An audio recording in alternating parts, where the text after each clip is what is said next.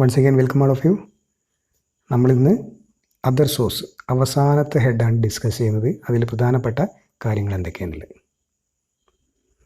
അപ്പോൾ നമ്മൾ അറിഞ്ഞിരിക്കേണ്ടത് ഇൻകം ഫ്രം അതർ സോഴ്സ് എന്ന് പറയുമ്പോൾ അതിലെന്തെല്ലാം വരുന്ന salary, house property, business or profession, capital gain, ഇതിൽ വരാത്ത എല്ലാ സംഭവവും നമ്മൾ ഇതിലാണ് കൊണ്ടുപോയിടുക, അതർ സോഴ്സിലാണ് വരിക. ഓൾ ക്യാഷ്വൽ ഇൻകം, ക്യാഷ്വൽ ഇൻകമായിട്ട് ബന്ധപ്പെട്ടുള്ള എല്ലാ കാര്യങ്ങളും, അതായത് വിന്നിംഗ് ഫ്രം ലോട്ടറി, പിന്നെ ഗാംബ്ലിങ്, ബെറ്റിംഗ്, ഇത്തരത്തിലുള്ള സംഭവങ്ങളൊക്കെ. ഓക്കെ. പിന്നെ ഡിവിഡൻഡ് നിങ്ങൾ ശ്രദ്ധിക്കണം. വെറും ഡിവിഡൻഡ് എന്ന് പറഞ്ഞിട്ടുണ്ടെങ്കിൽ അത് ഇന്ത്യൻ കമ്പനീൻ്റെ കയ്യിൽ നിന്ന് കിട്ടിയ ഡിവിഡൻ്റായിട്ട് പരിഗണിക്കണം. അത് എമൗണ്ട് നിങ്ങൾ എഴുതേണ്ട, അത് എക്സംപ്റ്റ് എന്നുള്ളതായിട്ടാണ് നിങ്ങൾ എഴുതേണ്ടത്. Okay. Dividend received from foreign company ആണെങ്കിൽ നിങ്ങൾക്ക് എന്താണ് ആ എമൗണ്ട് ടാക്സബിൾ ആയിട്ട് കാണിക്കാൻ പറ്റും. ഓക്കെ. അപ്പോൾ ടാക്സബിൾ ആണെങ്കിൽ അല്ലെങ്കിലൊക്കെ അതെന്താണ് ആ സംഭവം അവിടെ എഴുതിയേക്കണം. ഇൻകം ഫ്രം അതർ സോഴ്സ് എന്നുള്ള ഹെഡിൽ അവിടെ കാണിക്കണം. ഓക്കെ. എക്സംപ്റ്റ് ആണെങ്കിൽ എക്സംപ്റ്റ് എന്ന് എഴുതുക, അല്ലെങ്കിൽ എമൗണ്ട് എഴുതുക. ഓക്കെ. പിന്നെ ഇൻട്രസ്റ്റ് ഓൺ സെക്യൂരിറ്റീസ്. അപ്പോൾ സെക്യൂരിറ്റീസിൻ്റെ കേസിലൊക്കെ പ്രധാനമായിട്ടും ശ്രദ്ധിക്കേണ്ടത് എന്താ വെച്ചിട്ടുണ്ടെങ്കിൽ, സെക്യൂരിറ്റീസൊക്കെ നമുക്ക് എന്ത് ചെയ്യേണ്ടി വരും, കയ്യിലേക്ക് കിട്ടുമ്പോൾ അതിന് TDS പിടിച്ചിട്ടാണ് സാധാരണയൊക്കെ കിട്ടുക. അപ്പോൾ അതുകൊണ്ടൊക്കെ എന്താണ് അതിൻ്റെ ഒറിജിനൽ ഫിഗറിലേക്ക് അതിനെ മാറ്റണം, ഗ്രോസപ്പ് ചെയ്യണം. ഓക്കെ. അപ്പോൾ അത് ശ്രദ്ധിക്കണം.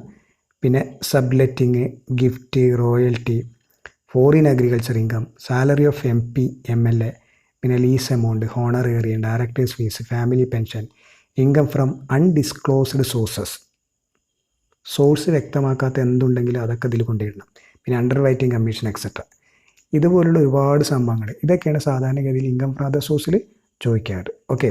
അപ്പോൾ കഴിഞ്ഞ വർഷം എന്ത് ചെയ്തിട്ടുണ്ട്, ഒരു ക്വസ്റ്റ്യൻ ചോദിച്ചിട്ടുണ്ടായിരുന്നു, ഇൻകം ഫ്രം അതർ സോഴ്സിൽ വന്നിട്ടുള്ള അല്ലെങ്കിൽ വരാവുന്ന പ്രധാനപ്പെട്ട ഇൻകങ്ങൾ ഏതൊക്കെയാണെന്ന് പറഞ്ഞിട്ട്. ഓക്കെ. അപ്പോൾ നിങ്ങൾ ഈ ഒരു ചാർട്ടിന് പഠിച്ചിട്ടുണ്ടെങ്കിൽ ഇങ്ങനെ ഒരു ക്വസ്റ്റ്യൻ വന്നാൽ നമുക്ക് വീണ്ടും എഴുതാൻ പറ്റും. ഓക്കെ. ദെൻ ഇതിൽ പ്രധാനമായിട്ടും ശ്രദ്ധിക്കേണ്ട പോയിൻറ്റ്സ് TDS ആയിട്ട് ബന്ധപ്പെട്ടൊരു കാര്യമാണ്. ടാക്സ് ഡിഡക്റ്റഡ് അറ്റ് സോഴ്സ്, അല്ലേ. TDSൻ്റെ റേറ്റ് 2 റേറ്റേ കാര്യമായിട്ടുള്ളൂ. ക്യാഷ്വൽ ഇൻകത്തിനൊക്കെ 30%, സെക്യൂരിറ്റീസിന് 10%. ഓക്കെ.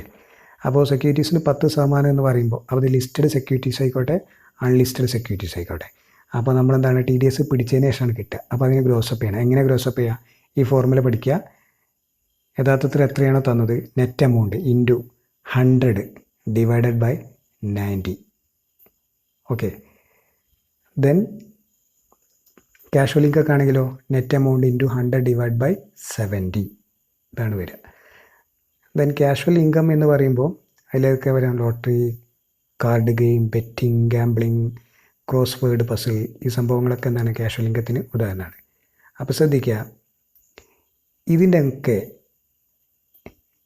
10,000 രൂപ വരെ അല്ലെങ്കിൽ 10,000-ൽ താഴെയൊക്കെ ആണെന്നുണ്ടെങ്കിൽ നിങ്ങൾ എന്ത് ചെയ്യണം, TDS ഇല്ല, TDS പിടിക്കില്ല. അപ്പോൾ നിങ്ങൾ ഗ്രോസപ്പ് ചെയ്യേണ്ട ആവശ്യമില്ല. ഓക്കെ. അതുപോലെ റേസ് ഹോഴ്സ് ആണെങ്കിൽ 5,000 വരെ എന്തില്ല, TDS ഇല്ല. അപ്പോൾ ഇതിൻ്റെ എമൗണ്ട് നോക്കണം. അതിൻ്റെ മേലെ പോവുകയാണെങ്കിൽ മാത്രമേ എന്തുള്ളൂ, നമുക്ക് ഗ്രോസപ്പ് ചെയ്യേണ്ട ആവശ്യമുള്ളൂ. പിന്നെ അതുപോലെ തന്നെ ഈ ക്യാഷ്വൽ ഇൻകത്തിൻ്റെ ഒക്കെ എക്സ്പെൻസ് ഉണ്ടല്ലോ. ഇപ്പോൾ ലോട്ടറി എടുക്കാൻ വേണ്ടിയിട്ട് നമുക്ക് ചിലവായിട്ടുണ്ടാവും, പൈസ കൊടുത്തിട്ടുണ്ടാവും. അതൊരിക്കലും നമുക്ക് എന്ത് ചെയ്യാൻ പറ്റില്ല, കുറയ്ക്കാൻ പറ്റില്ല. Expenses related with casual income is not deducted. ഇത്രയും കാര്യങ്ങൾ ഈ ഭാഗങ്ങളിൽ ഓർമ്മിക്കുക. ദെൻ സെക്യൂരിറ്റീസ് ഒരു തവണ ചോദിച്ചിട്ടുണ്ടായിരുന്നു. അപ്പോൾ കൈൻഡ്സ് ഓഫ് സെക്യൂരിറ്റീസ് എന്ന് പറഞ്ഞിട്ടുണ്ടെങ്കിൽ ഗവൺമെൻറ് സെക്യൂരിറ്റീസ് ഉണ്ട്, non government or commercial securities ഉണ്ട്. അപ്പോൾ ഗവൺമെൻറ് സെക്യൂരിറ്റീസിന് എന്തില്ല, TDS ഇല്ല. അപ്പോൾ ഗവൺമെൻറ് സെക്യൂരിറ്റീസിന് നമുക്ക് 2 രീതിയിൽ എഴുതാം. ടാക്സ് ഫ്രീ ഗവൺമെൻറ് സെക്യൂരിറ്റീസും ലെസ് ടാക്സ് ഗവൺമെൻറ് സെക്യൂരിറ്റീസും. ടാക്സ് ഫ്രീ എന്ന് പറയുമ്പോൾ അത് ഫുള്ളി എക്സംപ്റ്റ് ആണ്. ലെസ് ടാക്സ് എന്ന് പറയുന്നത് ടാക്സബിൾ ആണ്, പക്ഷേ അതിനെന്തുണ്ടാവില്ല, TDS ഉണ്ടാവില്ല. കോമൺ ആയിട്ട് ഗവൺമെൻറ് സെക്യൂരിറ്റീസൊന്നും TDS പിടിക്കാതെയാണ് നമ്മളെന്താണ് ചെയ്യുക. എന്നാൽ കൊമേഴ്ഷ്യൽ സെക്യൂരിറ്റീസ് ഇതുപോലെ 2 ഉണ്ട്, ടാക്സ് ഫ്രീ ഉണ്ട്, ലെസ് ടാക്സ് ഉണ്ട്. ഇവിടെ ടാക്സ് ഫ്രീ എന്ന് പറയുമ്പോൾ അവിടെ tax on interest paid by കമ്പനിയാണ്. കമ്പനി പേ ചെയ്തിട്ടുണ്ടാവും, നമ്മൾ ഗ്രോസപ്പ് ചെയ്യണം. ഓക്കെ. ലെസ് ടാക്സ് എന്ന് പറയുന്നത് ടാക്സബിൾ സെക്യൂരിറ്റീസ് തന്നെയാണ്. അത് നിങ്ങൾ എപ്പോൾ ഗ്രോസപ്പ് ചെയ്യണമെന്ന് വെച്ചിട്ടുണ്ടെങ്കിൽ എമൗണ്ട് ഓഫ് ഇൻട്രസ്റ്റ് റിസീവ്ഡ് എന്നാണ് ക്വസ്റ്റ്യനിലുണ്ടെങ്കിൽ അത് ഗ്രോസപ്പ് ചെയ്യണം. അതല്ല പെർസെൻറ്റേജ് ഓഫ് ഇൻട്രസ്റ്റ് എന്നുള്ള രീതിയിലാണ് തന്നിട്ടുണ്ടെങ്കിൽ ഗ്രോസപ്പ് ചെയ്യണ്ട. അപ്പോൾ ഇതാണ് ഇതിൻ്റെ കോമൺ ആയിട്ടുള്ള റൂള്. ഓക്കെ. അപ്പോൾ സെക്യൂരിറ്റീസായിട്ട് ബന്ധപ്പെട്ട് നമ്മളെന്താണ് വീഡിയോസ് ചെയ്തിട്ടുണ്ട്. അതിൻ്റെ ലിങ്ക് ഞാൻ ഇതിൻ്റെ താഴെ കൊടുക്കാം. ഓക്കെ. അപ്പോൾ നിങ്ങൾക്ക് ഒന്നുകൂടി ഡീറ്റെയിൽഡ് ആയിട്ട് കിട്ടും. ഇതൊക്കെ കവർ ചെയ്ത കുട്ടികൾക്ക് ഒരു റിഫ്രഷ്മെൻറ്റ് മാത്രമാണ്. ഓക്കെ. അപ്പോൾ ഇത് ഈ ടൈപ്സ് ഓഫ് സെക്യൂരിറ്റീസ് അല്ലെങ്കിൽ kinds of securities short question ചോദിക്കാൻ സാധ്യതയുള്ള ഒരു ഏരിയയാണ്. ദെൻ കഴിഞ്ഞ പ്രാവശ്യം ചോദിച്ച ഒരു ക്വസ്റ്റ്യനും 4 ഗിഫ്റ്റ് ടാക്സിൽ നിന്നും എക്സെപ്റ്റ് ആയിട്ടുള്ള 4 ഗിഫ്റ്റ് ഏതൊക്കെയാണ്? ഇതൊക്കെ അതർ സോഴ്സിൽ വരുന്ന സംഭവങ്ങളാണ്. അപ്പോൾ 50,000 വരെയുള്ള ഗിഫ്റ്റ് അപ് ടു ₹50,000 എക്സെപ്റ്റ് ആണ്. അതുപോലെ gift from relative is except. നിങ്ങളുടെ റിലേറ്റീവിൻ്റെ കയ്യിൽ നിന്ന് കിട്ടുന്ന ഗിഫ്റ്റ് എക്സെപ്റ്റ് ആണ്. Gift in the occasion of marriage is excepted. നിങ്ങളുടെ വിവാഹത്തിന് കിട്ടുന്ന ഗിഫ്റ്റ് അതിൻ്റെ പണം എത്രയായാലും അത് എക്സെപ്റ്റ് ആണ്. Gift under a will or by way of inheritance is exempted. നിങ്ങൾക്ക് പാരമ്പര്യമായിട്ട് കിട്ടുന്ന സ്വത്ത്, ഓക്കെ, വിൽപ്പത്രപ്രകാരമൊക്കെയുള്ള എക്സെപ്റ്റ് ആണ്. Gift from any local authority, trust, university, ഇവിടെ കയ്യിൽ നിന്ന് കിട്ടുന്ന ഗിഫ്റ്റ് എക്സെപ്റ്റ് ആണ്. അപ്പോൾ ഇത് വീണ്ടും ചിലപ്പോൾ ആവർത്തിക്കാം. കഴിഞ്ഞ പ്രാവശ്യം ചോദിച്ച ക്വസ്റ്റ്യനുള്ളൂ 4 മാർക്കിന്. ഓക്കെ. സോ ഇതൊക്കെയാണ് പ്രധാനമായിട്ട് അതർ സോഴ്സ് എന്ന് പറയുന്ന ഭാഗങ്ങളിൽ ശ്രദ്ധിക്കേണ്ടത്.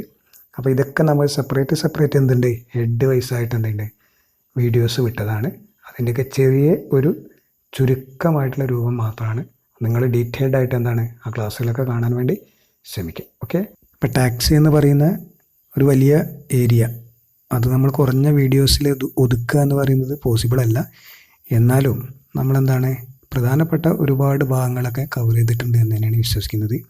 അപ്പോൾ മുഴുവൻ ടാക്സ് പഠിക്കുക എന്നുള്ളതിലുപരി ഫോർമാറ്റുകളൊക്കെ നേർക്ക് ബൈഹാർട്ടാക്കുക എന്നുള്ളതാണ്. എന്നാൽ തന്നെ നിങ്ങൾക്ക് എക്സാമിന് നല്ല രീതിയിൽ സ്കോർ ചെയ്യാൻ സാധിക്കും.